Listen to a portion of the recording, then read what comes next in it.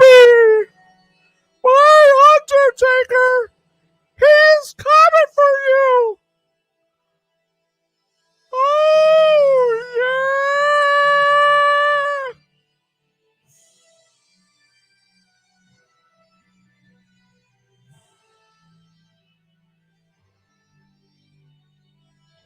Agility from the champion. Oh, deep six! That could be it. Delivers this deep six.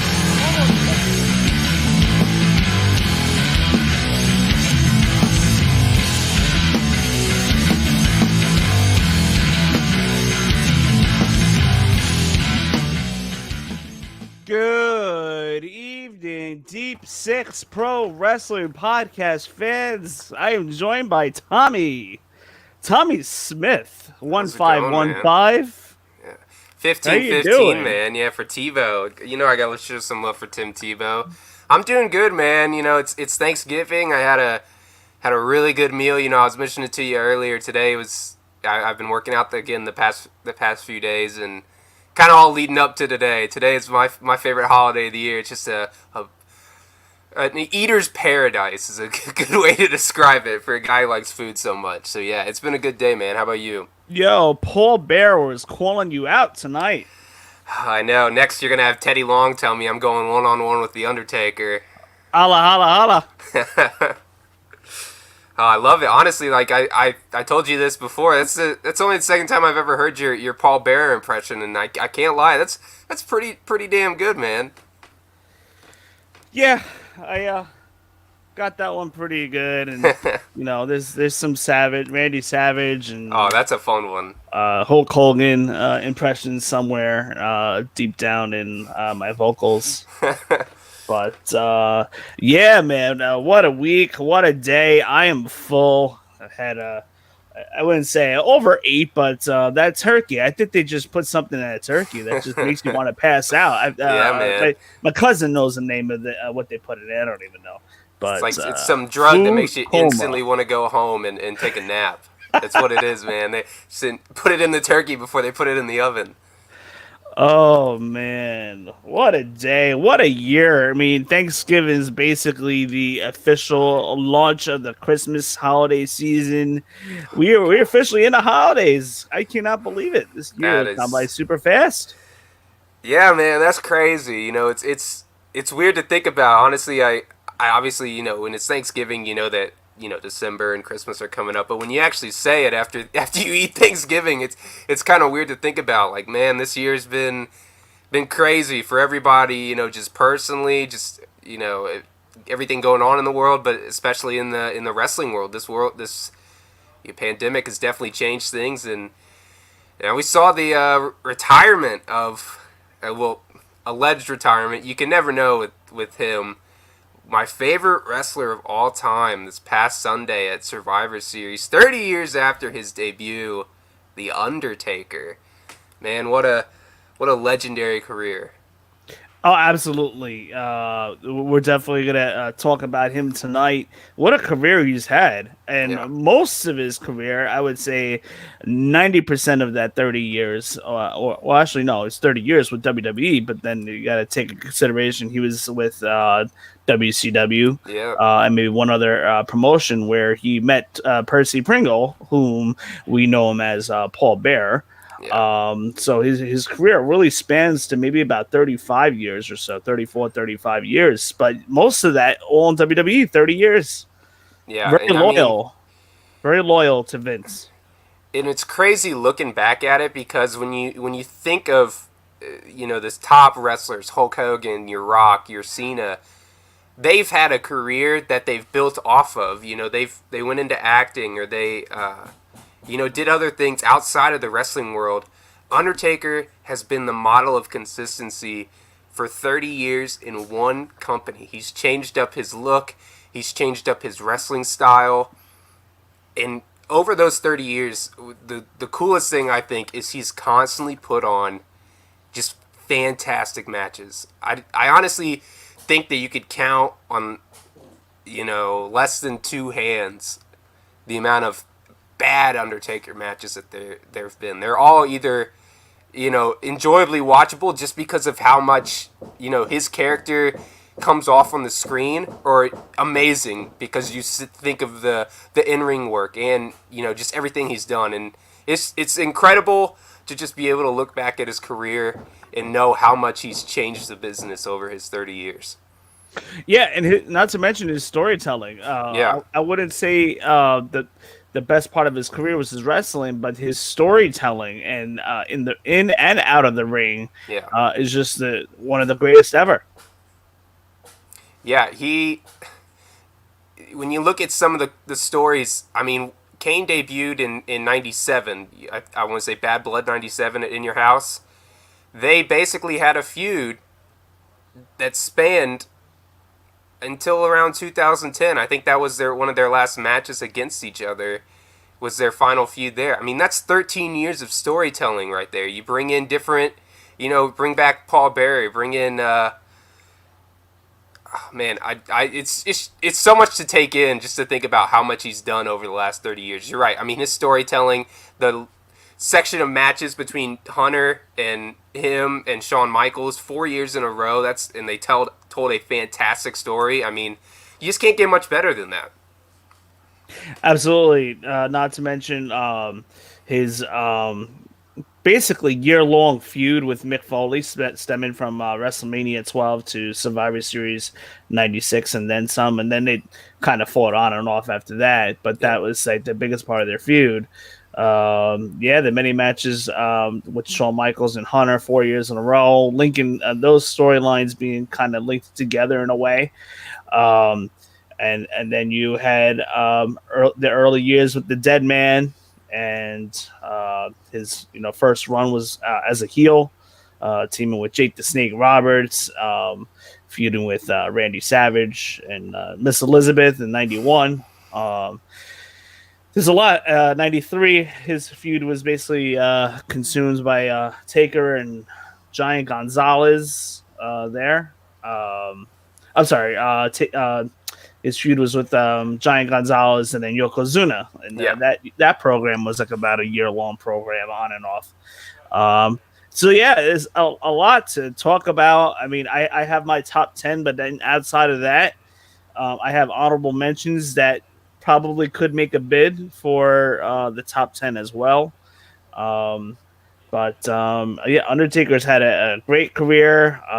He's basically, I would say, the last superstar. I can't think of any superstar that's there now that was there when I first started watching wrestling. I can't think of any. I think that's it. I think Undertaker was the last. Maybe you can kind of state a case for Hunter, yeah, with his random WrestleMania appearances, but that's really about it. A yeah, couple wrestlers doing backstage stuff and yeah. what have you. And for me, it's the same thing. I think back. I started around 2002. Right when Cena and Edge were all getting popular, and really it was really just Randy Orton and Taker, and now it's just Randy Orton. So it's incredible, man. I'm honestly in shock. I was honest. Well, actually, I was a little somewhat disappointed with the celebration that they had at Survivor Series. I thought there was going to be more because he deserved more. But that moment, I mean, the picture of him, on his knee doing this. You got the hologram of Paul Bearer in the back. I mean, Amazing. that's a photo that needs to be framed. If they ever do a actual physical WWE Hall of Fame, that needs to be in the first room. Like that needs to be framed. That is just storytelling at its finest, right there. It's that picture. That hologram scene was amazing. Um, I thought maybe that they would maybe wait till WrestleMania 37 because that would be Yeah, the 30 years since his first WrestleMania. Um, and the but possibility of having fans and the there. possibility of having fans there. But I guess they just wanted to get it done 30 years from their debut. That's probably what the plan was all along for quite some time. And so yeah, you're right, Tommy. I mean, Undertaker definitely deserved something better as far as celebration wise, and I think he'll get that eventually at the Hall of Fame. Oh yeah. But it would have been nice to see him go out in person and what have you. And it's great because I think for me, just because I've seen him, as a kid, I knew he was my favorite wrestler. I mean, it was me and my older brother, when we were back into wrestling as kids. We wanted to be the Brothers of the Destruction. We're brothers. We got to be just like Kane and Undertaker. And I mean, just watching him grow and constantly be a part of TV. And then when he retired, you're semi-retired, and started doing just the WrestleMania matches. I mean, we could make a podcast, for a whole day, probably talking just about the entire career of his. I mean, it's so good to see. I'm glad that he's finally been opening up. He's protected his character so much from the outside world, and now he's doing all these interviews. I'm sure we'll get, a network documentary at his last day, or leading up to Survivor Series and stuff, and I'll be really excited about that. But, man, it still feels weird to sit here and talk about it, man. Talk about not the real possibility of never seeing Undertaker step foot, and wrestle in WWE again. It's just crazy. I think you could probably have the Undertaker make a couple cameo appearances for sure. Throw a tombstone or choke slam here and there. Yeah, You absolutely can. You can absolutely move on without killing a character. Yeah, and I think we'll see that. I just mean, because even if you look at, say, a match like WrestleMania 32, when Austin, Foley, and Shawn Michaels came out, they all did their moves, but outside of Michaels, none of them featured in a match since then. So yeah, I could see him doing a few. It's almost like WrestleMania isn't WrestleMania without Undertaker. So I hedge my money on the fact that Undertaker will be there in some capacity, come April 2nd or whatever day it is this year, if there even is a WrestleMania. Now, let me ask you, Tommy, do you know. think that we'll ever see anybody as iconic as The Undertaker again? Or even another question, it doesn't have to be maybe as iconic as The Undertaker, because nobody's really going to have the career like The Undertaker, maybe except for Ric Flair. But who's the next iconic superstar that could be in a role of a top notch spot, like a Rock or an Austin or a Cena or a Hogan or a Taker? Who's next?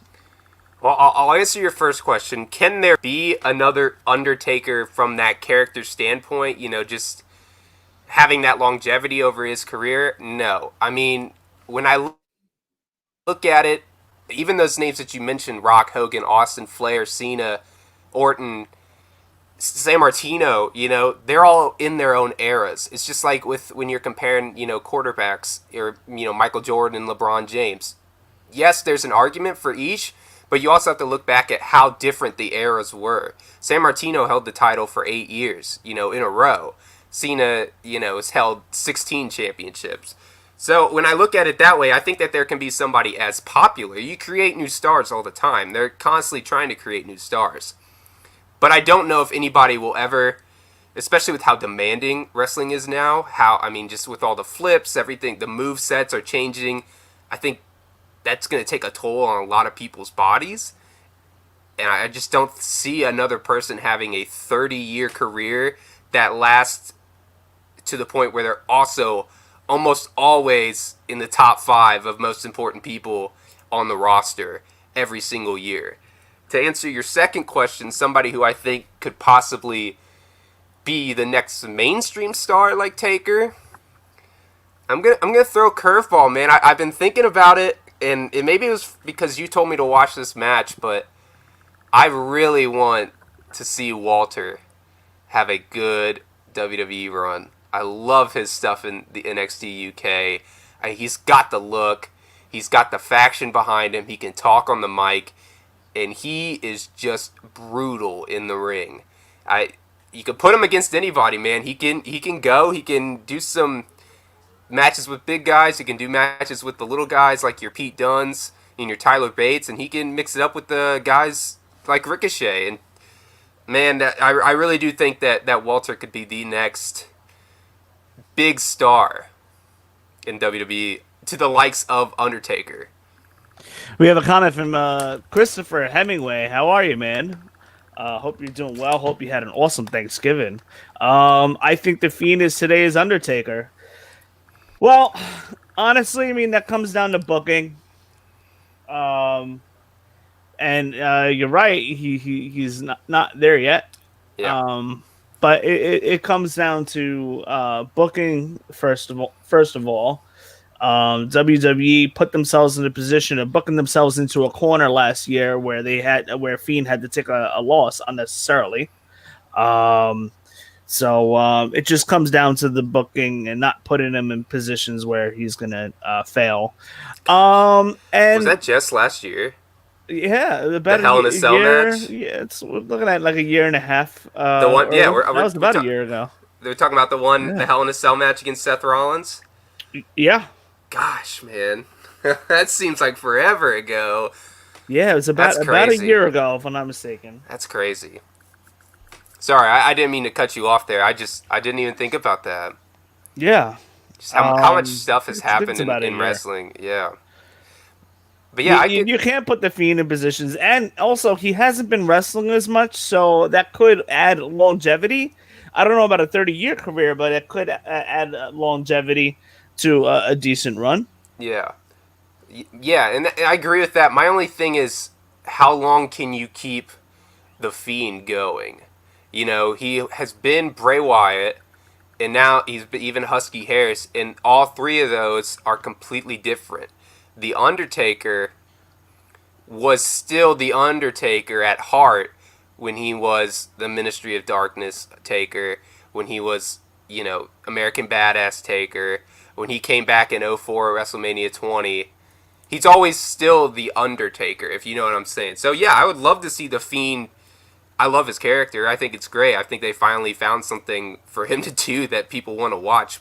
But like Wayne said, how can you make it to where you're not one oversaturating the market with the character, but also how can you make it different as time goes by?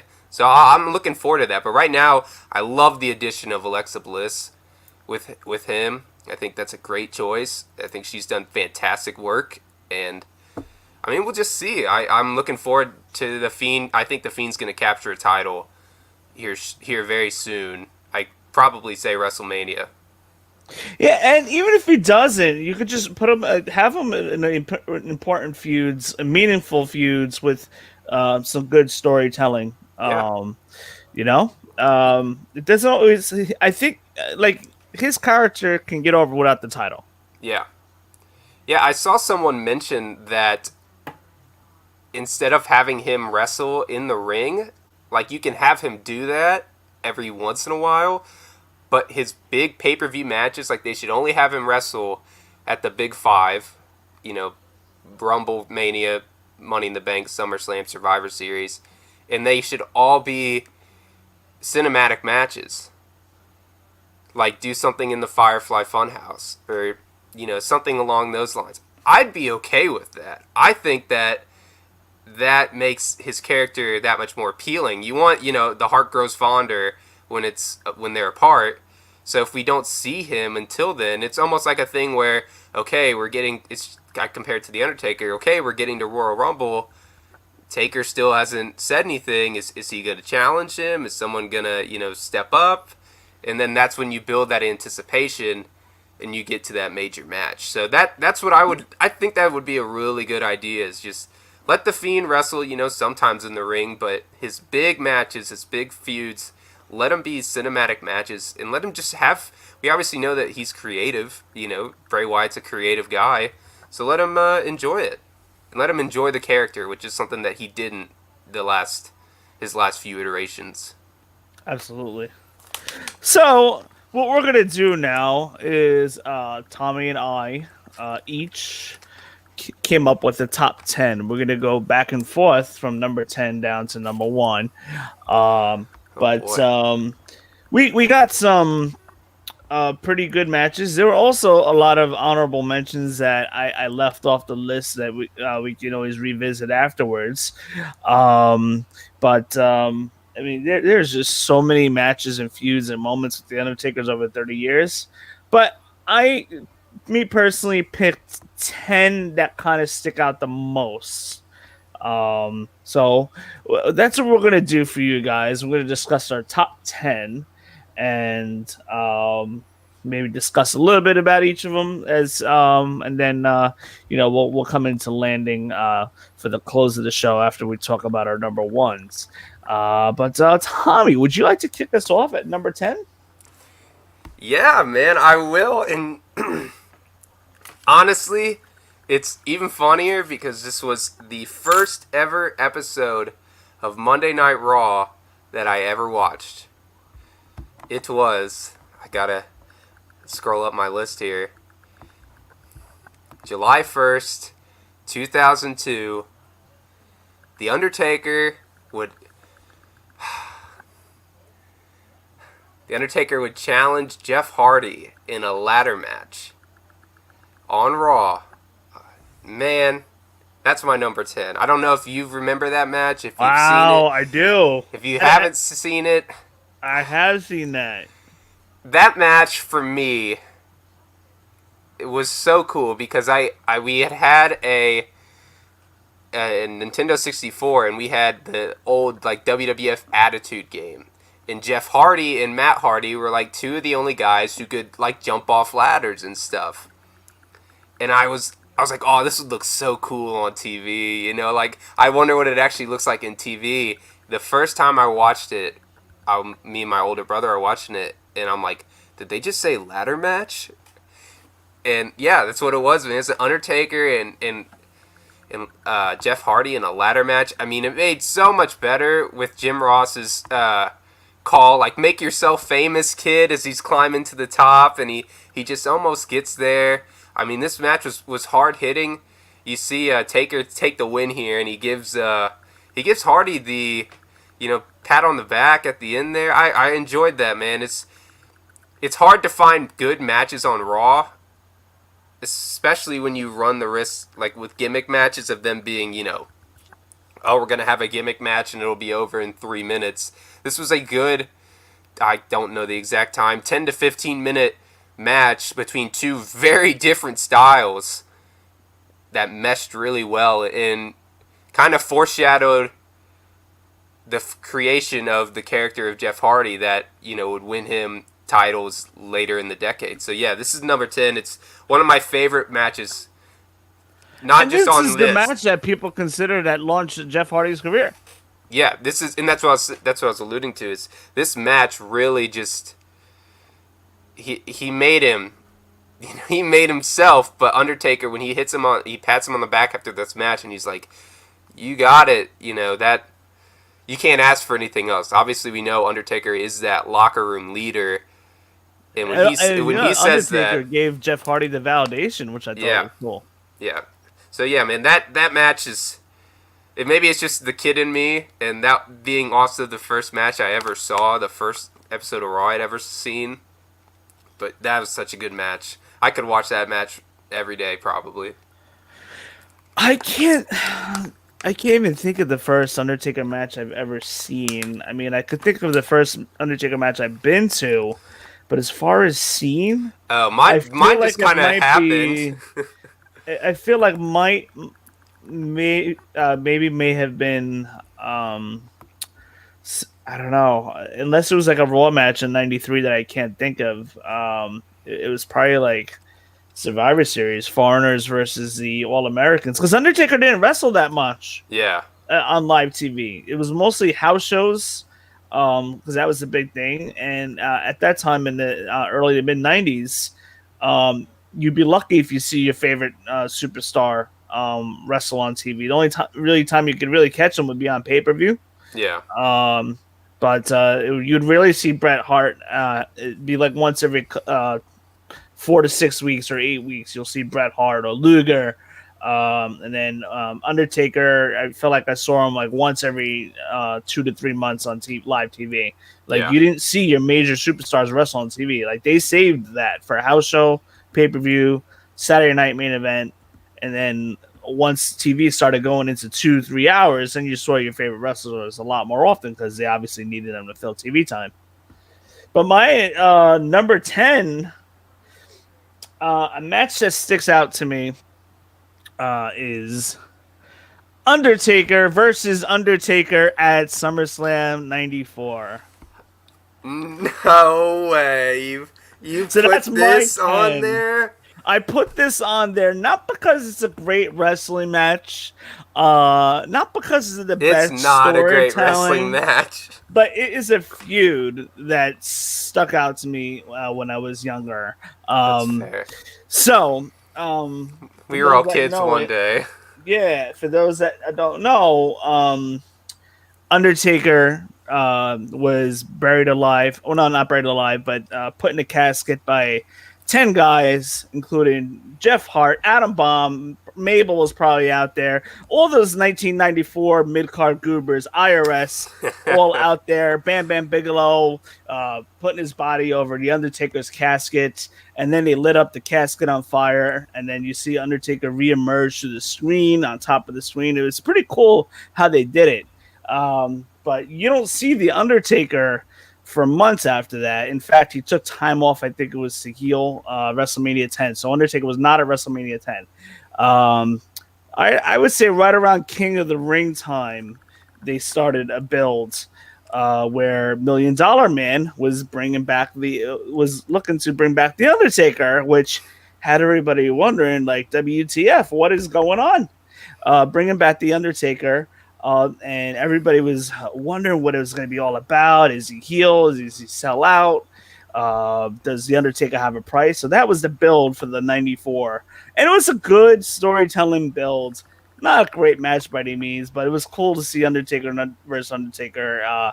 Undertaker came out with his gray gloves at SummerSlam '94, so people would believe that he was the actual Undertaker. Then the actual Undertaker, Mark Calloway, came right back at SummerSlam to challenge him. Slightly different look, purple gloves, so this way you can tell the two Undertakers apart much better. So that so this one was not because it was a great wrestling match, but because of the storytelling behind it. I thought it was pretty cool, and as a young kid, I thought I was pretty intrigued about it. Yeah, I when I it's tough for me to reply to that one because I can't say that I've seen this match, and it's partially because I know that it is lacking in quality, but I also know that it's kind of cool that they have Leslie Nielsen, famous from the Airplane movies. Yes, They brought him in and we're doing some skits, and I think that's hilarious, and it still kind of shows just how much pop culture, sells, especially, the rockin', what was it, the rockin' wrestling, my words are all over the place. Rock and roll wrestling or something. Yeah, the connection that they'd used for WrestleMania, the first WrestleMania, rock and roll connection with MTV, and then now you bring in, Leslie Nielsen for a major event to tie it in. Then you go to, look in the future. Mike Tyson's promoting a pay-per-view, 4 years later.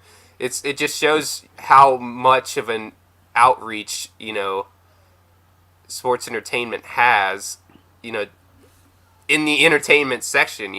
I feel like a lot of people think that the actors and the actresses have their own thing, the musicians have their own thing, and the wrestlers have their own thing, and it's like they can only stay in their in their zones. It's like, no, like, actors like wrestling, actresses and musicians like wrestling, so let's get them involved and add them and have them be more a part of the story.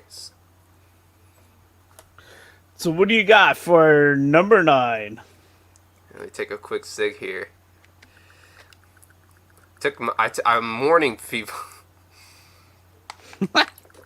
I took my anxiety medicine, and I'm starting to come off as a little loopy, but that's okay. I'll be good. Got to take a chill second. My number 9. See, for me, I had these all like listed out, with no specific order. So now you're making it hurt on me because I don't want to come off as like we have a match somewhere and yours is not where it near to be. I'm going to put. I'm going to do it. WrestleMania 29. Wow. Okay. As I panicked there a little bit. This is one of my favorite matches of all time. Not just Undertaker matches. This is one of my favorite if I had to make a list of 10 of my favorite matches that I could never leave off, the last one that I did, which I don't even remember what it was. Oh, the Jeff Hardy match. This one, and then one more I'd take with me on a list of my 10 favorite. CM Punk, Undertaker. Paul Bearer had just died in real life. R.I.P. And The Undertaker was in possession of the urn. CM Punk still at the end of his Nexus run.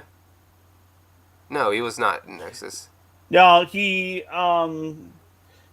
was he was in the middle of being heel, so he had a face run with the title, and then he turned heel at some point. I would say, sometime between WrestleMania 28 and 29, he turned heel. Yeah, I remember. Okay, I remember. Turned heel again. That's So my bad. I forgot the story how that led into it, but he turned heel again. Yeah, when he turned heel, he got Heyman back on his side. Heyman helps him get the urn, draws out the Undertaker, and they do this really crazy spot, honestly, that a lot of people was not comfortable with. They beat up Taker, and then Punk like dishes his hands through ashes and like drains them on himself, and like it looked bad, man. Like talk about getting personal. That was a good storytelling right there, and it's you go into the match. Punk is almost on his way out. He's gets ready to leave in 8 or so months, and when you look at the card for WrestleMania 29, we had Rock and Cena 2, this match. And I want to say Triple H and Brock Lesnar had a match on that card as well. Oh, we had Jericho versus Fandango.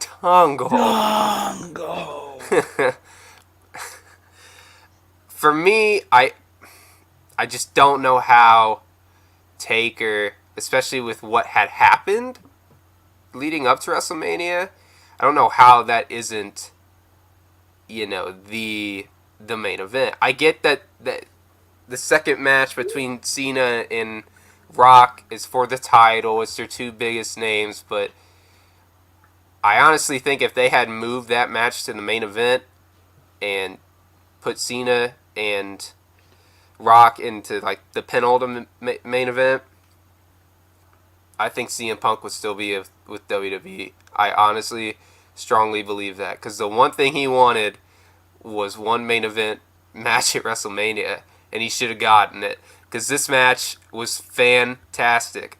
You will hear me say that a lot. This match was so good.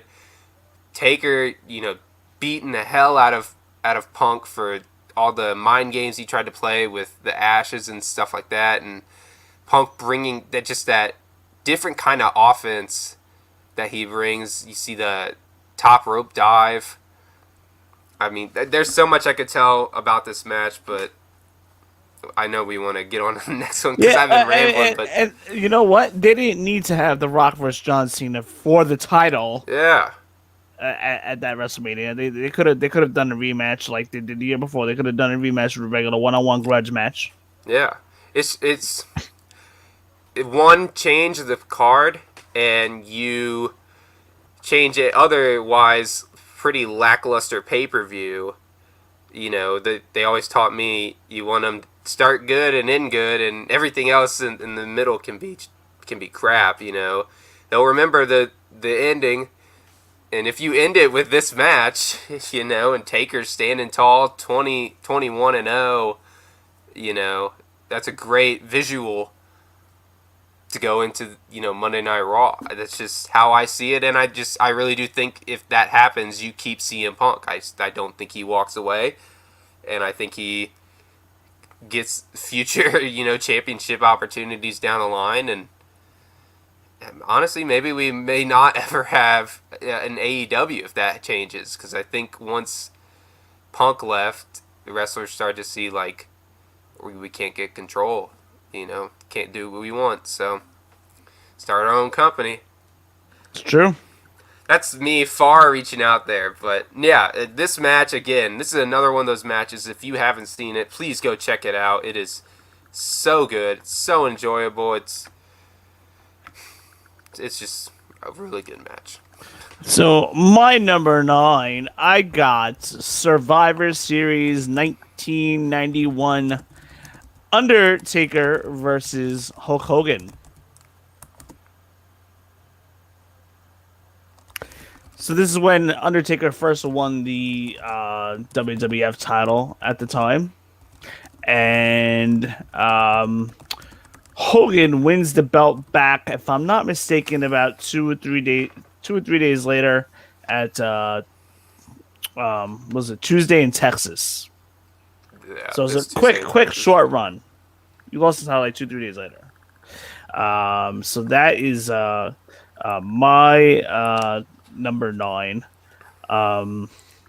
So this was 1 year. So this would be the Undertaker's second Survivor Series, and Hogan did the job, and then we see Ric Flair. I'm not too sure if that was Ric Flair's debut, his first appearance, but we see Ric Flair come involved. He may have had the WCW title on him that particular night, but you see Ric Flair slip the chair in the ring. Undertaker tombstones Hogan onto that chair. Ref doesn't see it. Ric Flair gets rid of the chair, and Undertaker gets the win for the 1, 2, 3. Tommy, so that was my number 9. Tommy, you have number 8 for us. Oh yeah, number 8. I'm going to try and throw in some matches where it's not just a normal one-on-one. I think, there's been a lot of matches that he's been in that have just been, just legendary. And the one that comes to mind when you think of Undertaker is Hell in a Cell. How can you do the Hell in a Cell even more devilish? An Armageddon Hell in a Cell.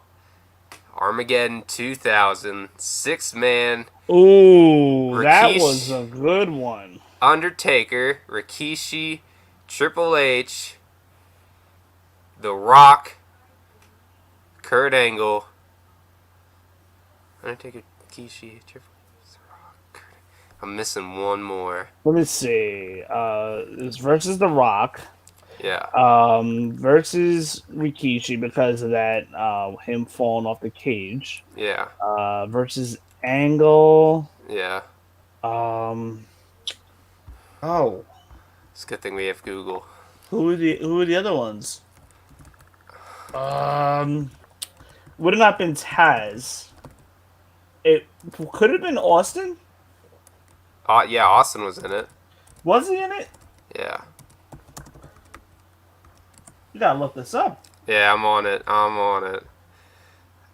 Alright, it is. Are you ready? Yeah. Taker, Rock, Austin, Angle, Triple H, Rikishi. Triple H was in it. I thought he was hurt. I guess that's... That was a good... That was generally a pretty good pay-per-view. I've gone back and watched that pay-per-view a couple times. Yeah. But that was a good main event. Oh, for sure. Probably one of my favorite Hell in a Cells, actually. Totally forgot about this one. It's what makes me mad, dude. Like, again, this is right when I'm getting into being a fan, and so they always do. They would. I don't even know. These before network times. They had like Yeah. the WWE 24/7 like channel, like on demand channel, and they would show highlights of, the matches, and it'd be like, we're gonna give you a quick 15-minute preview of this match, coming up next, and I'd be watching it, and I'm like, bro, what? Like, I need to know the story behind this. Like, how is that? What's the story going on? And then I'm just sitting here thinking, like, how has there never been in 20 years a 6-man Hell in a Cell match? Like, since that's incredible that there's never been a match like this. Granted, it is hard to, replicate a match like this with 1, 2, 3, 4, 5, maybe 6. I'm counting as Rikishi's going in. All 6 of these are first ballot Hall of Famers. Yeah, Vince McMahon backstage was like, "That match sucked. We're never doing that again." Whatever. I mean, if he I hated liked it it, as a fan. I will. I'm gonna have to go talk to Vince personally, because that match just He could that be is listening right now. yeah. He I could be hope it listening right is now. Vince. I'm just telling you. To me, I don't want to disrespect you, but to me, that is the epitome of a car crash, and that's what some fans want to see. They want to see bodies being thrown off of the cell. Obviously, it doesn't need to be, on the thumbtacks or stuff like that, like your other company is doing. Now, I'm talking to you, Vince. Put these 6 people, give me Retribution versus the Hurt Business in a Hell in a Cell match. I will buy every person in my county a subscription to WWE Network. Please, I love Hell in a Cell matches. I love multi-man gimmick matches. Just give it to me, man. I need another 6-man tag or 6-man Hell in a Cell match, because it was it. This had everything. Oh, It it's hit so all good. the Attitude Era beats. You had the moments that are just still talked about with Rikishi being shoved off. You know, that's just so cool. And again, the star power in this match. There's stuff going on at the front of the, on the ramp that they got a camera crew on. Then there's stuff going on, on the actual ramp that's going on. People are climbing up on the cage. They got a cameraman following, and then they got people going in the cage. Like, that is just textbook editing, textbook design, textbook match. Just in my opinion, this match was just so much fun. I highly recommend it if you haven't seen it. I'm gonna say that a lot, but It's great. I mean, such a good thinking match. back, that is easily within my top 10 or close to top 5 Hell in a Cell matches for sure. My number 8 is the WrestleMania 14 version of Undertaker versus Kane. Ooh. Yeah, we saw a pretty good match here. We touched on it earlier, where how Kane debuted, Paul Bearer brought him in. Storyline being Undertaker's brother. Undertaker burned his brother alive, so that was the whole storyline. And Paul Bearer finally bringing him back after all these years from when they last saw each other as children. And then we got the WrestleMania 14 match. 2 guys, different characters. But similar move set in the ring. It was pretty cool. I mean, this Kane character took off right after that, and Undertaker was a huge part of that for sure. So that's my number 8 as a memorable Undertaker moment. How about you? I think we're up to number 7 for you. Okay. Yeah, I'm going to go with one of matches that I don't know if it gets a lot of praise. Maybe it's because of the year that was going on with everything that went on in WWE and the new influx of talent, but 2002 Undertaker, right? It's just obviously the brand split happened as well.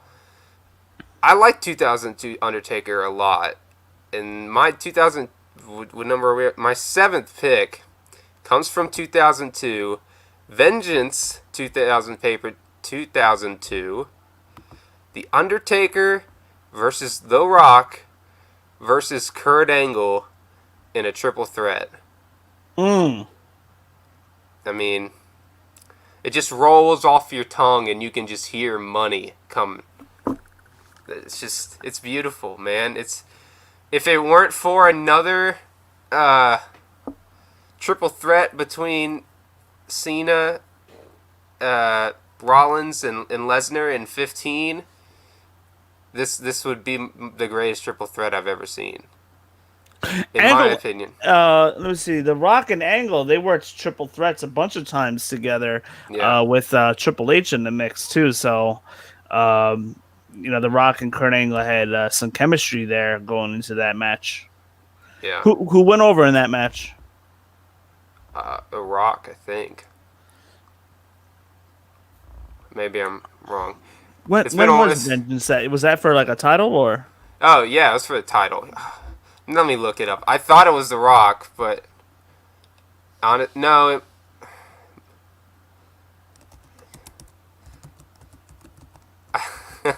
I didn't say. I see. I knew which ones I wanted to height on, but I don't always remember the ending. It's been a while since I've seen them. Some of them, at least. It was who did I say win?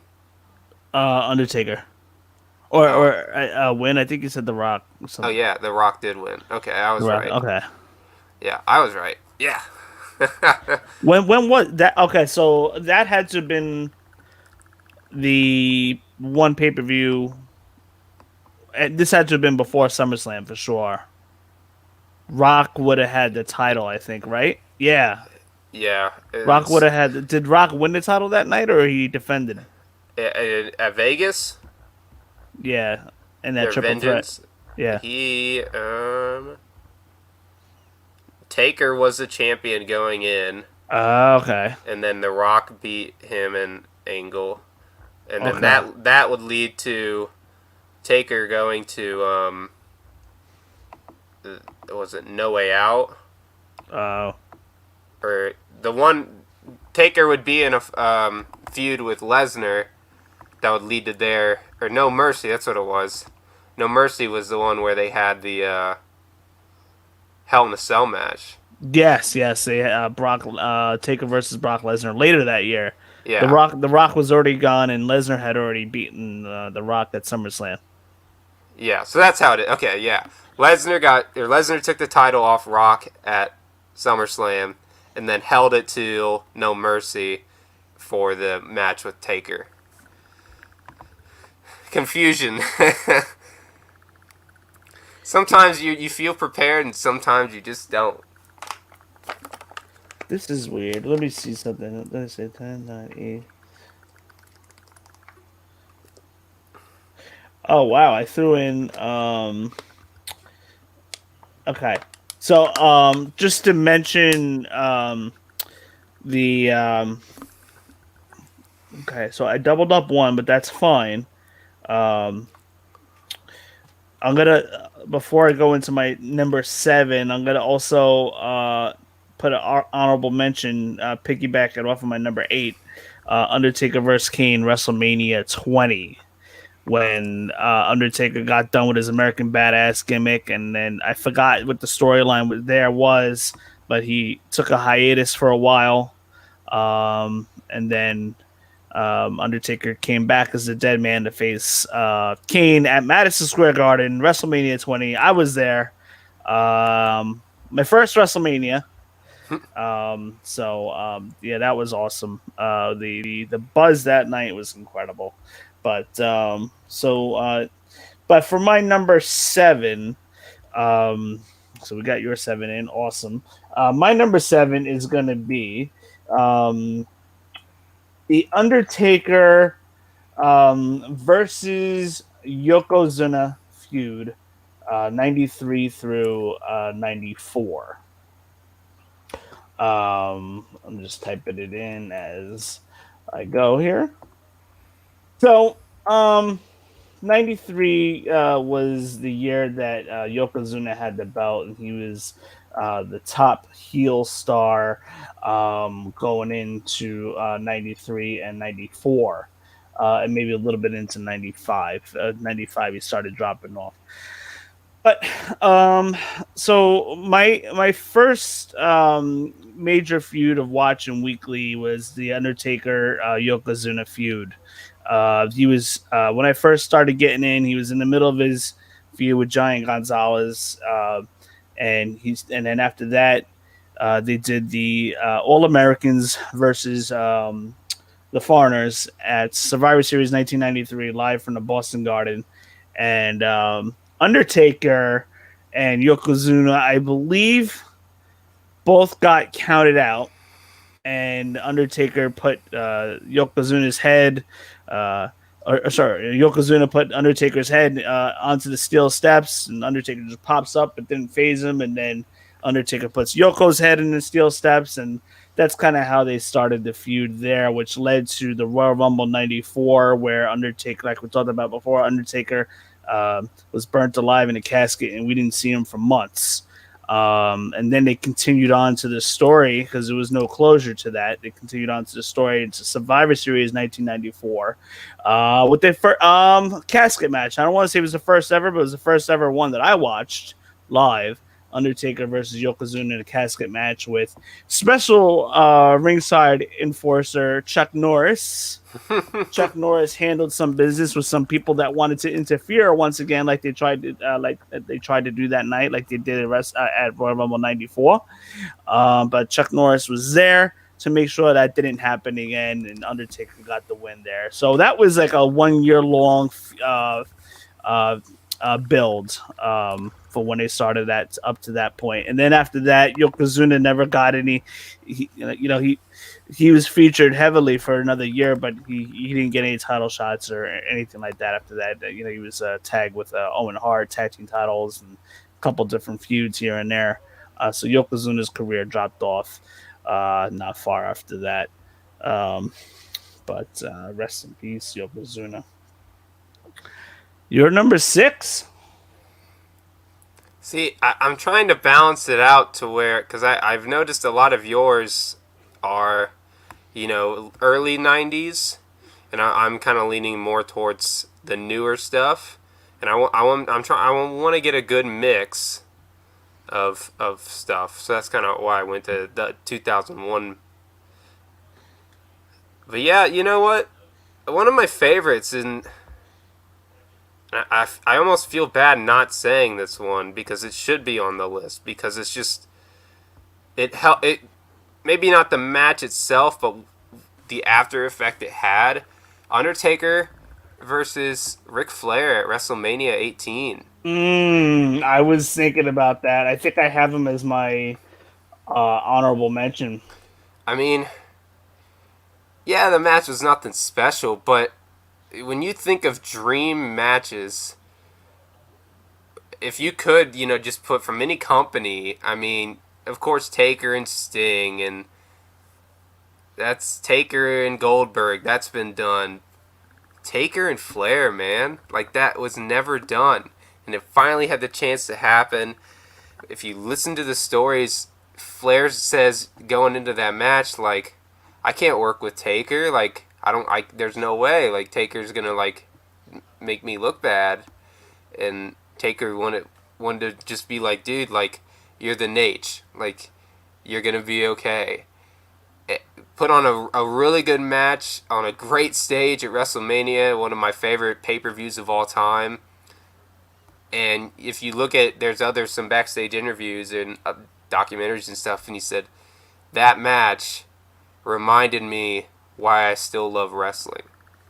That match reminded me that I do have confidence, and that's just so cool, man. Like to be able to, he extended Ric Flair's career, and Ric Flair, what, that was 2002. We got some pretty Yes. good Ric Flair matches for the next 6 years, and Six years. he was in Evolution, one of the best factions of all time. He had some here so gimmick matches like cage matches and stuff like that. I mean, the matches with Shawn, like, come on, or the match. I mean, at WrestleMania 24. Yeah. So my reasoning for that one is it's not much of me picking who it was. That was a great match. It's just the effect that that match had on wrestling, giving Flair a chance to continue his career, which continues to give younger kids who need that rub of beating a guy like a Flair or just even being around him, giving them that rub. So it's in a long diagram chart. There's a lot of positive effects that came out of this one, and it was a good match. It was a really good match too. Yes, Ric Flair bled like he did in every single match. And that was good storytelling too. There, some good, decent false finishes. I mean, obviously, we knew that Flair wasn't going to be the guy, but to beat him. But at my number 6, I got Undertaker versus Bret Hart at SummerSlam '97. So this was at a time where Shawn Michaels was in the middle of his heel turn. That storyline was going on, and then we see this was for the title. Undertaker was had won the belt at WrestleMania 13 against Sid, and we go on to SummerSlam. Undertaker drops the title to Bret Hart, with Shawn Michaels interfering, causing Bret Hart the title. So at this point, Bret Hart was kind of working as the tweener face. Undertaker was there defending his title as Shawn Michaels hits Taker with the chair. Bret Hart got the win. And then also an honorable mention to that was the first one I can remember is Undertaker versus Bret Hart, Royal Rumble '96 too. So those were the only 2 times I really saw Undertaker and Bret Hart in the ring. Back when I was younger. And yeah, so and then at the same time you had Shawn Michaels in the process of tagging with Triple H, heading to DX. And there was a lot of like different layers to that storyline going on. But this one kind of sticks out to me as a big main event. Tommy, number 5. Number 5. Man, I'm gonna do a match that just really doesn't give a lot of screen time when it comes to being up there at the top WrestleMania matches. His match at WrestleMania 23 with Batista. Mm. I mean, that was just 2 giant dudes just beating the hell out of each other for 30 minutes. And it honestly, I think that was the first time I ever sat there and watched and said, he really could do it. Like, somebody could really, pull it off. When you get into like the past few years, it's like, oh, he's in a casket match. Undertaker's not losing in a casket match at WrestleMania. That's not going to happen. But when you get him against a guy who stands the same height, is just as strong as him, and if not more, you get a 30-minute match for the title to main event. I mean, it was such a good match. I strongly recommend not only watching this one, watch their whole feud, because Batista and Undertaker's feud in 2006, 2007 is just it's really good. SmackDown had a lot of good storyline developments. I was there. I was there that night, WrestleMania 23. That was my second WrestleMania that I'm I had jealous. ever won to. I mean, it wasn't really a great WrestleMania to talk about. It did have its good moments with Undertaker, Batista, Cena, Michaels. But the Yeah, undercard wasn't that yeah. great by any means. The ladder match, The the latter, opening I was match, just what was I was money going to for. me.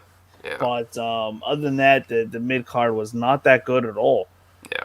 Um, Moving on, Undertaker number 5. I'm gonna have to go Undertaker versus Stone Cold Steve Austin at SummerSlam '98. This was the considered this pay per view, one of my favorites, and I'm probably gonna go back and watch it. Actually, come to think of it, Do a but watch along right after.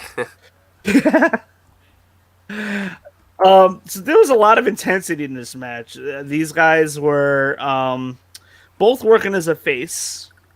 Um, it hadn't been done in a little while where face was going against a face as a main event. Probably the first time since Shawn Michaels, Bret Hart 2 years before that WrestleMania. But the intensity in this match, like they had me believing that Undertaker was taking the title off of Stone Cold Steve Austin that night at the Garden. Very hard fought match, very intense. Like the storytelling that they did for that match is basically Stone Cold Steve Austin escaping that night with the title just by through the skin of his teeth, but he got the win that night, and that was one of my favorite Undertaker matches, and quite frankly, one of my favorite Stone Cold matches too. Stone Cold was, approaching his peak of his career. He was getting there for sure. He was already well popular at that time. But Tommy, number 4. Yeah, man. Again, I still feel like I guess it's a good balance because you're going for more Oh, of we're the getting there. We're getting there, and I have a yeah, feeling we're gonna end up at the same spot when this is all over. yeah. I know. I'm glad that you're able to highlight the early stuff because I'm Yeah. not the biggest fan of like when his like early '90s wrestling. I'm not a big fan until probably the Attitude Era, but I grew up with all the middle stuff, so I can carry that, and then we can meet up at the end. But yeah, no. I think of matches that I was as a kid excited for. My family definitely was divided. We would get a Raw magazine and a SmackDown magazine, Oh and wow. so I used to always get Raw. Um, I used to always get SmackDown because of Cena, and then they did the Raw draft, and he got to Raw. 2004. Exactly, and so he went Or was it to 2005? '05, yeah, '05. So I changed on in that, and I would be a Raw fan, and my older brother would get the SmackDown magazines, and he'd be like, if I'd missed a show, he'd be like, oh, Undertaker and Kurt Angle, they're going at it, and Kurt Angle was one of his favorites, and I was like, they'll just do it for WrestleMania, like that'll be great and all, and they didn't, and it made me mad, but they did do it at No Way Out 2006. Kurt Angle versus The Undertaker. Knowing what these two were in going into WrestleMania 22, this should have been the headliner because Angle would go into the Randy Orton Mysterio feud in fight Yep. at WrestleMania, and Taker would fight Mark Henry in a casket match. That was a casket match, right? Of Yeah. those three, which one sounds like a better main Taker event? versus Angle. Yeah. Yeah, I do love the WrestleMania Ray. 22 was a great mania, though. It was, but they could have done the same thing with Ray and just have Randy Orton. And that still could have told a story, still could have been good. You still could have got the title off Angle. and then you have Angle and Taker as your headliner. I mean, in seeing what they did in this match, it just makes it's like salivating almost. Just like how did this match not main event? You should go and watch this match. I want to say around 35 minutes of two just in-ring vets. I mean, just going at it, and it shows. They know each other's moves. They know counters to each other's counters. Every big spot is there. It's just, this is one of the really enjoyable matches that if it were if I were to ever write a book about like the top 50 matches that you must see before you die, this be on there. This is just such a good match that if it had gotten a chance to be at WrestleMania, I think we'd be talking about even in a higher regard. I'm pretty sure I've seen the match. I don't remember. I'm gonna have to check that out now for You sure. gotta rewatch it. I actually just rewatched it before, and it's probably the 10th time I've seen it, and I'm still not disappointed. Okay, my number 4. Let's see what I got here. I have the Undertaker Triple H feud for WrestleMania 27 and WrestleMania 28. Ah, taking 2 whole matches there. Damn it. Um, Hopefully that's not a spoiler alert for Tommy's picks. But I particularly liked the storytelling going from 27 to 28. But I really liked the WrestleMania 27 match that they did, because I think what really did it was the teased finish. It was just so.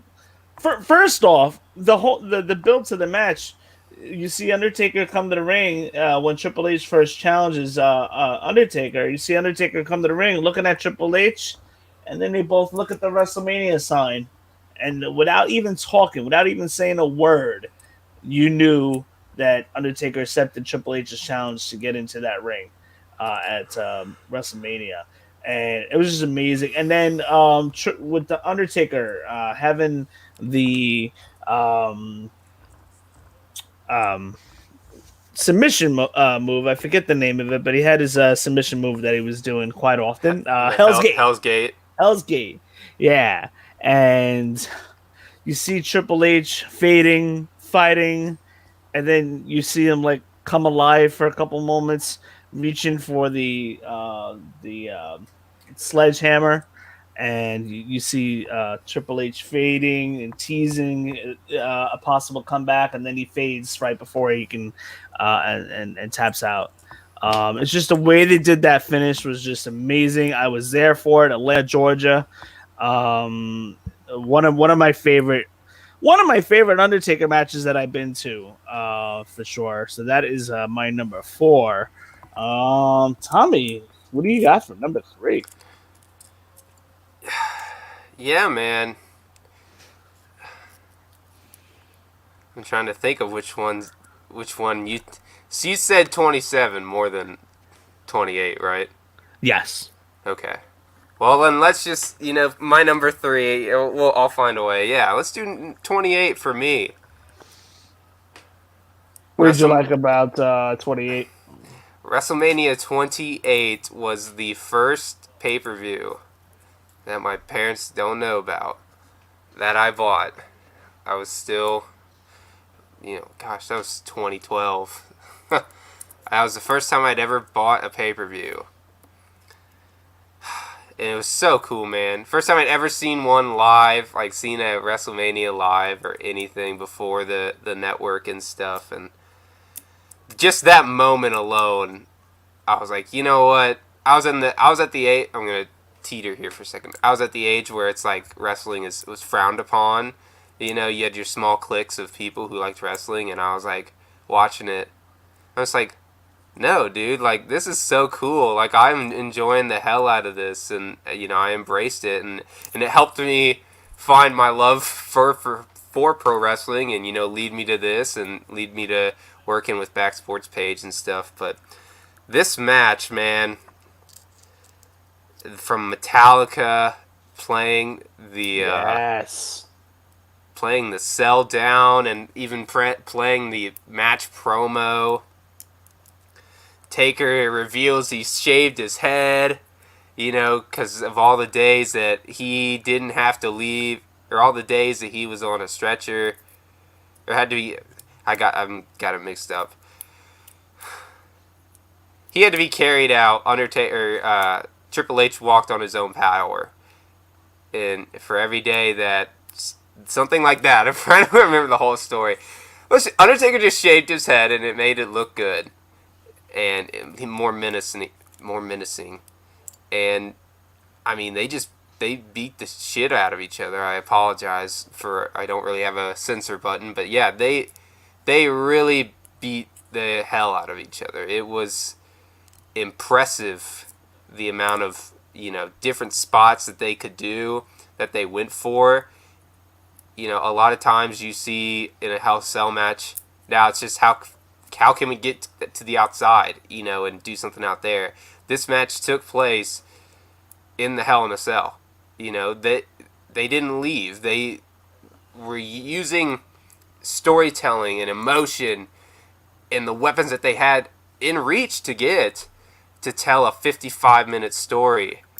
And the moment where Super kicks him into a pedigree and Michaels goes for the count, 1, 2, he doesn't get it, and he just backs into a corner, and Michaels is just like crying. He's like, what did I just do? It's people don't understand that wrestling is a sport. You got to be athletic. You got to be able to do what you can do in the ring, but it's all about the mannerisms too. It's about how you condone yourself in the ring. Guy like Riddle comes in when he makes his entrance. He's swagging off. He's got cool, man. Like, he's the epitome of cool in the WWE. And like for Taker, for somebody to finally almost get Taker, two finishers of the most protected finishers of all time, and he still kicks out, and their reactions are just like, dude, what? This guy is, this guy can never be killed. That's just perfect to me, because they're reaching an audience that is there, that is young, and is saying, this guy can't really be killed. Like, what's going on here? And so I don't know. Great match overall. The storytelling is fantastic. And that match was considered the end of an era. Yeah, at the end until they got the Saudi deal. Yeah. but yeah, it's I'm all for, and maybe it's just because I've been watching so much wrestling now. I love to watch how people react in the ring, and how they react to the fans, and it's like you can see if stuff like, oh, the fans are cheering this part, well, maybe we should change it up in the ring or something, or vice versa. You could tell that everybody was just almost everybody was ready for it being the end of the era, for that match to be the end of the streak too. And when Undertaker kept it alive, it just makes it that much cooler. It's like, who is there any being who can beat Brock Lesnar, the Undertaker? Obviously, you'd find out it'd be Lesnar, but yeah, man, that match holds a special place to my heart. It's just something that I could sit down and watch all the time and thoroughly enjoy. That's a great pick. I mean, that's another one I was at in Miami. Getting out of that parking lot was annoying. Man, you guys start taking me to these. As soon as they start allowing people in the arena, I had a huge run. It was 23 really kicked it off, but went from 20 to 23. So 23, 24, skipped 25, and then went 26, 27, 28, 29, 30, 31. No, I skipped 31 because I was doing a baseball trip out in California. Oh, you missed a good one. I know I missed a good one because then 32 in Dallas, wasn't so great, and then 33. I skipped 34 because I was like, screw this. I've been in New Orleans already. New Orleans sucks. And then back at 35. But it, Skip yeah, 31. 31 is, yeah, I know. 31 is like Uh, top 3 for me. yeah, It's one of my it's favorites. arguably a top three WrestleMania for sure. Number three, Undertaker versus Mankind.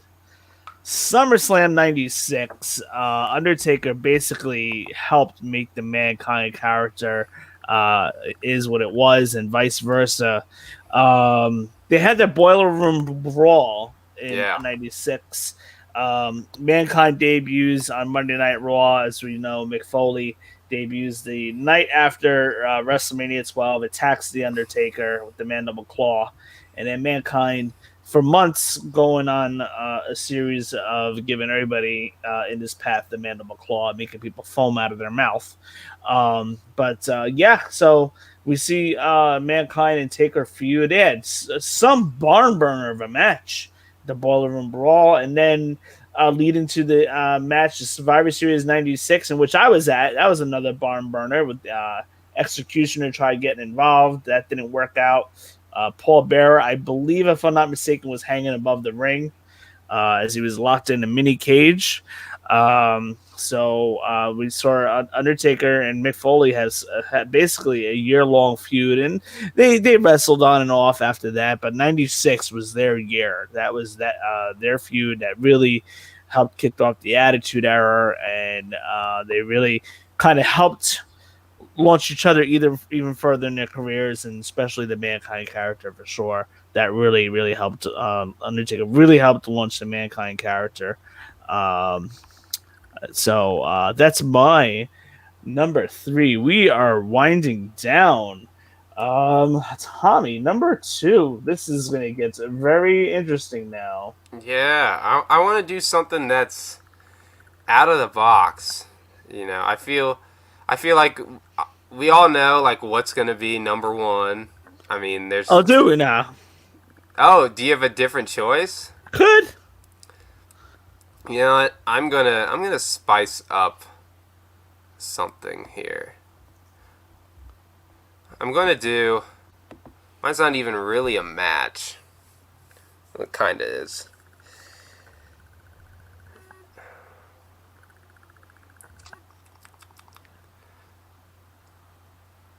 Gonna do Royal Rumble from 2007, the Royal Rumble match. At the very end, Was that when Taker and Michaels ended in the ring? for 15 minutes, that match. That's a good one. I said I wanted to go out of the box, That is a but good one. but for them to have been in the ring for, and I mean, it even had storyline progression into the next year because they were the first two men out for the '08, Royal Rumble. I don't know. I wanted to think of something that's different, and I want to think of something that could still give me good. That's really good because we hadn't seen Undertaker and Michaels not even close cross paths for such a long time. Yeah, They hadn't crossed paths since '98, so this was like a different dynamic of a Shawn Yeah. Michaels who's and different dynamic of the Undertaker. So this was Shawn Michaels is still one of the top superstars, and Undertaker was the top superstar yeah. there. So this was like fantasy booking right there, right in front of you. Something we hadn't seen in a long time. It was fresh. Yeah, that's actually that was a great moment for the Undertaker. Yeah, and the way I look at it is, you get down to your your last two, you can decide, okay, you could probably make a pinpoint of, oh, this person's going to go out and then the match will be over in 5 minutes.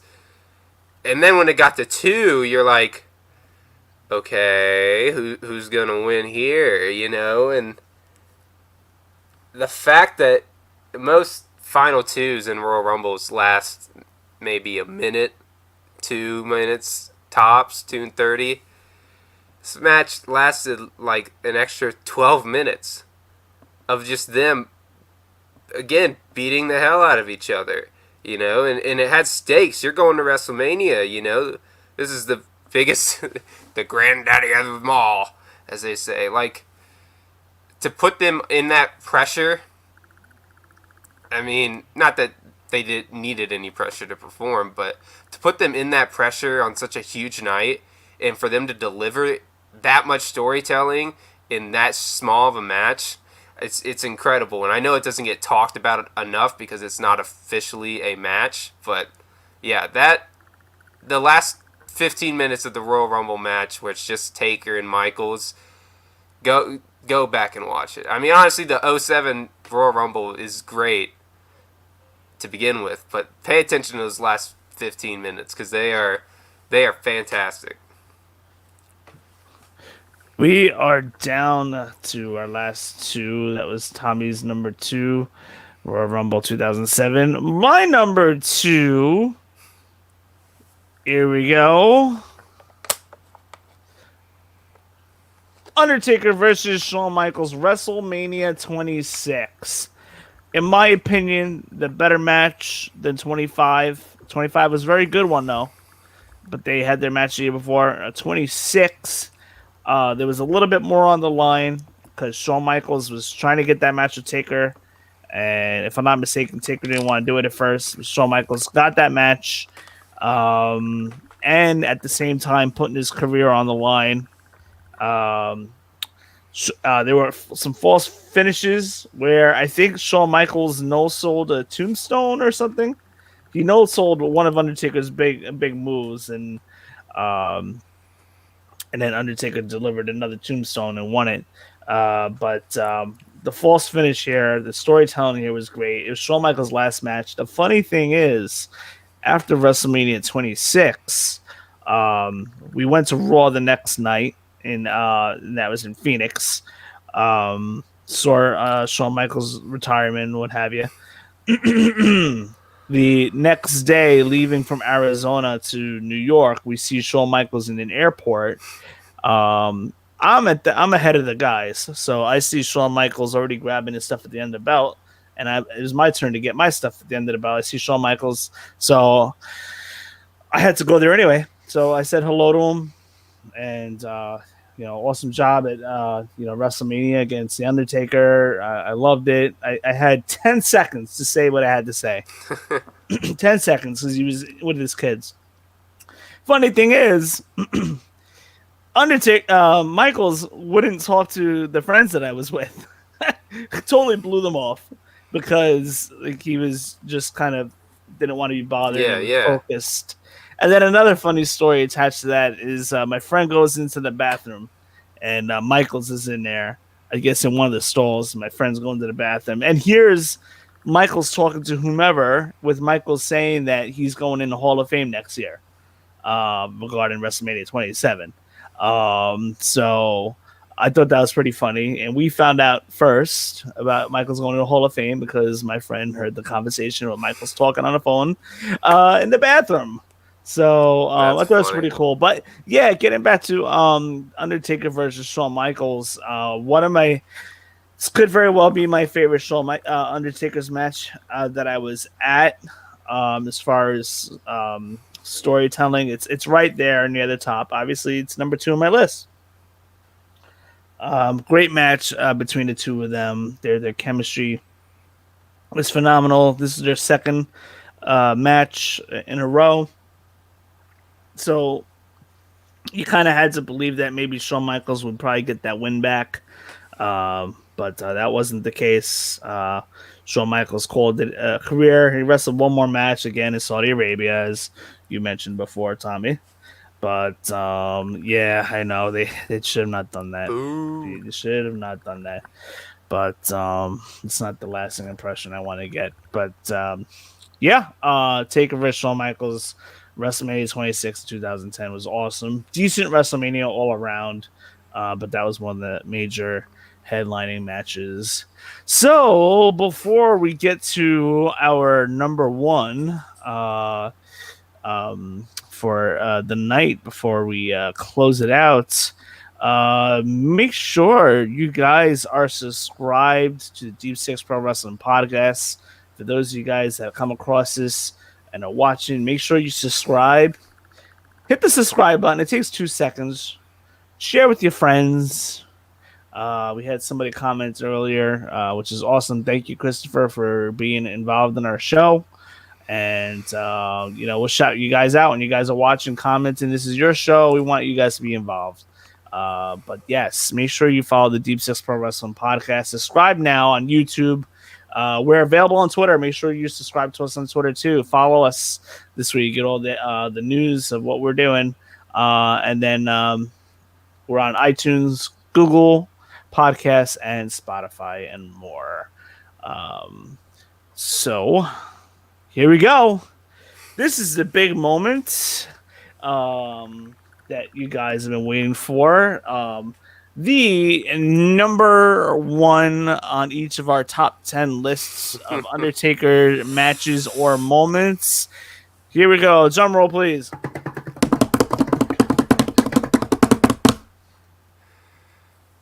Oh, do I go first? Yep.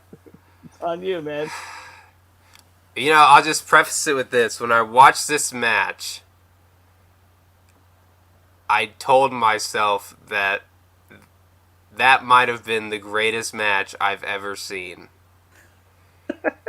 And then I rewatched it again, and I thought, that might be the greatest match I've ever seen. And I did it again drunkenly, and I thought that might be the greatest match I ever seen. And to this day, there's still nothing that's past that. The Boneyard match at WrestleMania this past year was just, as a fan, because I loved the American Badass. I loved the American Badass when he came out. I loved his music with Limp Bizkit. I know that's really controversial. Wow. But man, I look at it from the way of, this was the first time that the WWE was really going to be doing a cinematic match. And it's between AJ Styles, who is one of their best wrestlers in the company, and Undertaker, who is the best wrestler in the company, a veteran. And you're going to have them do a match like that in front of no fans. You're going to have a personal match like that be done in front of no fans. How can we make that more personal and make it, matter? And so that's where they came up with the Boneyard match. And for me, man, just watching the match unfold, it literally, my dad quoted it best. This is like an 80s action movie in 15 minutes. Because it is. It really is just, the hero is coming in. He's going to get blindsided attacked. The Druids surround him. Carl Anderson and Gallows, take him down. And then it just has, he's like, oh, you think you did it? He's like, nobody's been giving me that fight. You did good, AJ. Pushes him into the hole, and the moment where he's on the tractor and Undertaker's in the hole, and then it pans up and he's trying to start it, and Taker's just standing in the back there looking at him, and the lights on in the back. That, man, and maybe it's because I took some film school stuff in college and all that. I love the storyline. I love that it went personal, extremely personal, bringing up the wives and their real names and stuff.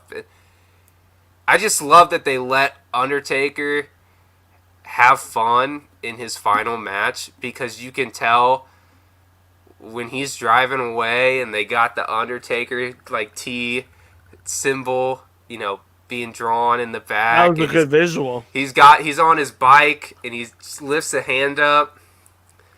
Like, for me as a fan, I remember when I watched it, I said, and I pardon my French, I said, that was the coolest fucking thing I've ever seen. Like, I enjoyed it so much, and every time I rewatch it, I enjoy it. So, I know it's not the best technical masterpiece. I know if I'm looking It at, was good storytelling, though. And it was yeah, Undertaker's last match. yeah, I think maybe that has it too. But obviously, I know, Mania 25 is fantastic, and I left off a lot more. I think, I didn't even think I mentioned Mania or Lesnar and him in the cell back in '02. But I mean, this match just reminded me why I love professional wrestling, because it's so stupid and so corny, but so cool in the same vein. That, like, this dead man character, it's Yeah, you know what? he's riding. WWE gave us something good to talk about in the middle of a COVID era. Yeah, and that's the thing, and They gave us something good. it's something to put your mind off of everything going on, and I think that's what it was. Is us wrestling fans were sitting there like, oh, what the hell is this going to be? And the non-fans, they're like, oh, well, wrestling's on. I don't know what's going on. And they turn that on, and they're like, yo, this is kind of cool. This looks interesting. So, I don't know. I feel like this match is going to be remembered very fondly in the year for years to come, because this is the start almost of the pandemic. I guess around here was right when the pandemic Right at the started, start, yeah. and this is, the high water mark for it. I mean, there's been some really good matches since everything started, and I think this is one of them. I think it shows. I'm trying not to do too long an explanation, but it's from when he first debuted, the matches that he had, where he's getting in barely any offense, and he's just beating him basically by his intimidation, to 30 years later, and he's the old country boy, beaten down, but he's still got a few fights left in him, and he's gonna fight until he's got to go in his grave. I mean, that I know that, I don't know if that's where they're going for, but that is perfect storytelling over 30 years. I mean, he changed completely from that aspect, and I respect the hell out of the WWE for coming up with that story. I respect the hell out of Mark Calloway and AJ Styles for coming up with that match and executing it the way. And yeah, this is my favorite Undertaker match, and it's something that if it truly is his last, I couldn't have thought of a better ending than to have him ride off into the sunset. This looks like that's going to be his last for sure. It was weird because during the match, when you at the end of the match, you see AJ's hand lifted out of the grave, the dirt.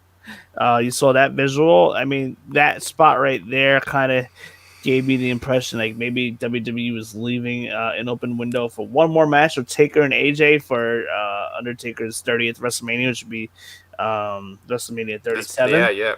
Well, in actuality, really his 27th WrestleMania. Yeah. Because Undertaker missed a couple, but 30 years later. They teased it at Money in the Bank too. Yeah. When he opened up the door and it was like all Undertaker stuff. But the way they ended Survivor Series, I don't think they go in any other direction. Yeah. I think they're leaving that as is from there. So, which is well deserved. Yeah. Number one. You guys ready for this? Oh, I'm ready. This is going to be controversial. More controversial than mine? WrestleMania 9, Undertaker versus Giant Gonzalez. No, I see the look on your face.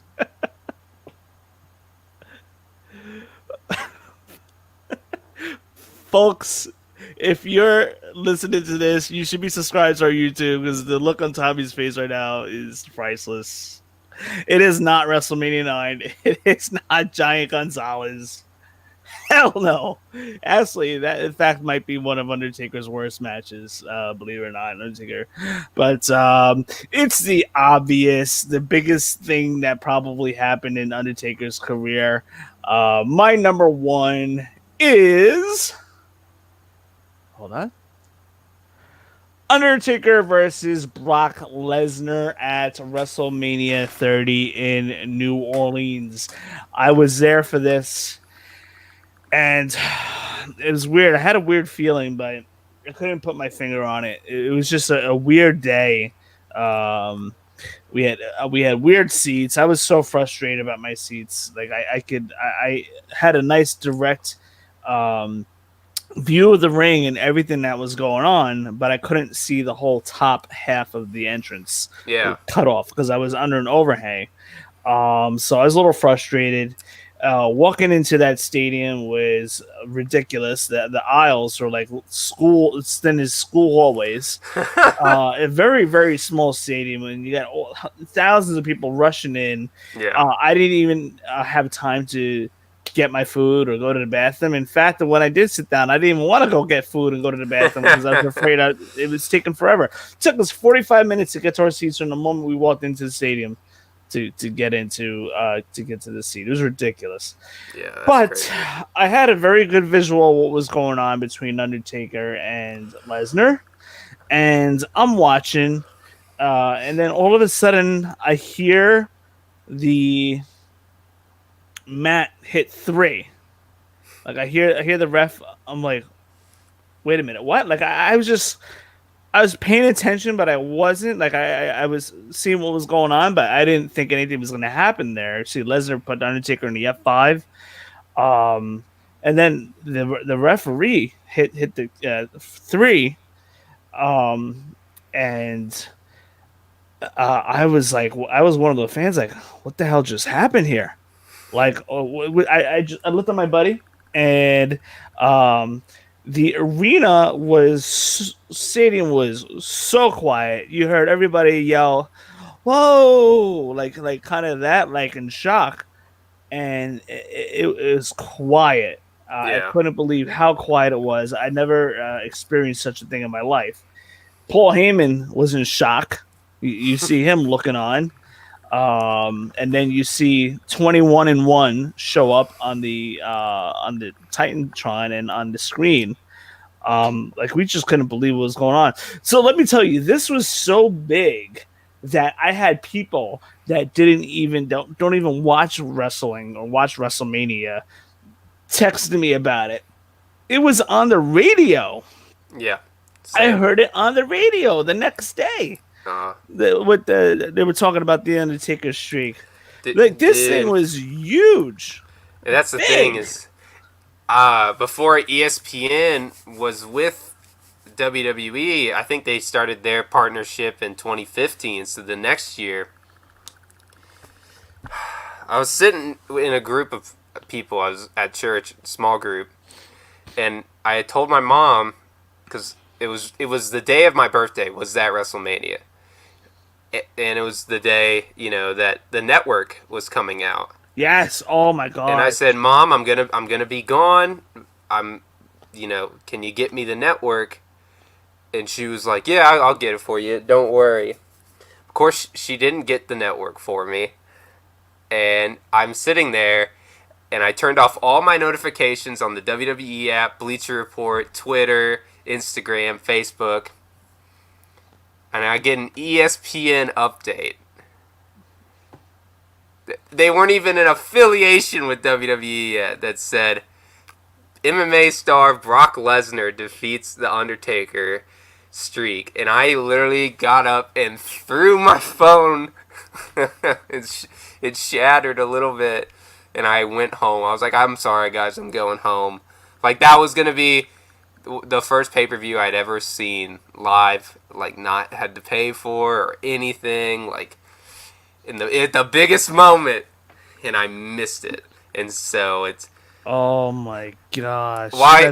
that's horrible. While that's your number one for that reason, I hate that match because I missed it, and it's so hard to watch it.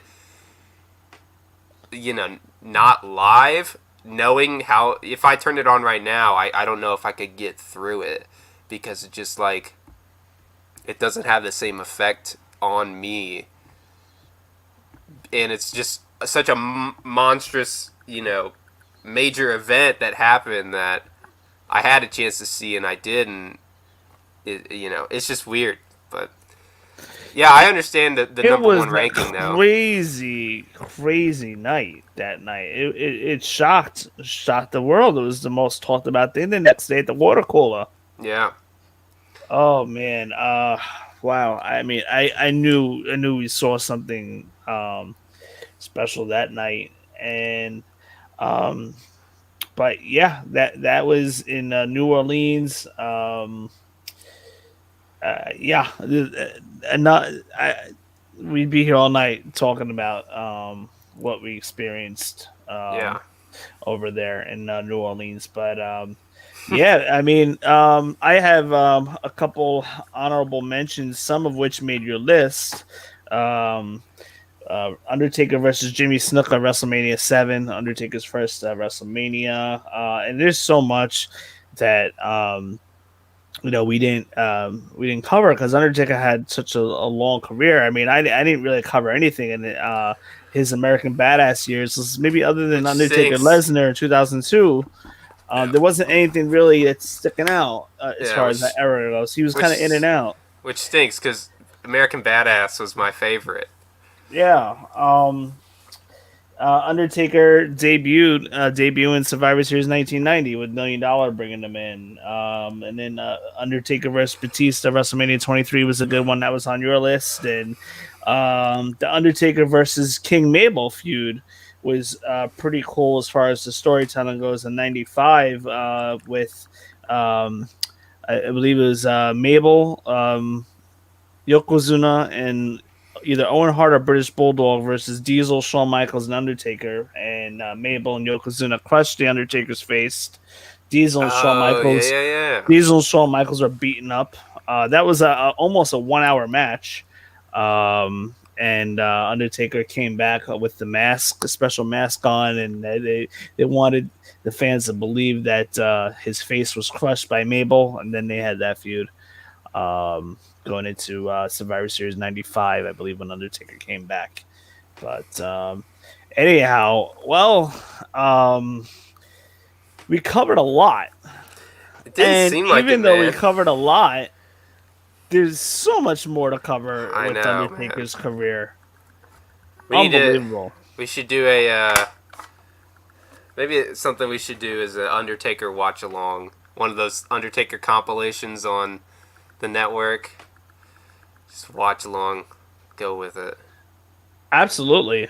Listen, I'm on vacation next week, and I have some Thursdays off coming up. We could probably um, get that going while we're still kind of fresh off the Undertaker um, retirement. Absolutely. Sweet. Um, but for those of you guys that are watching, thank you so much for hopping on. We saw a couple people on tonight.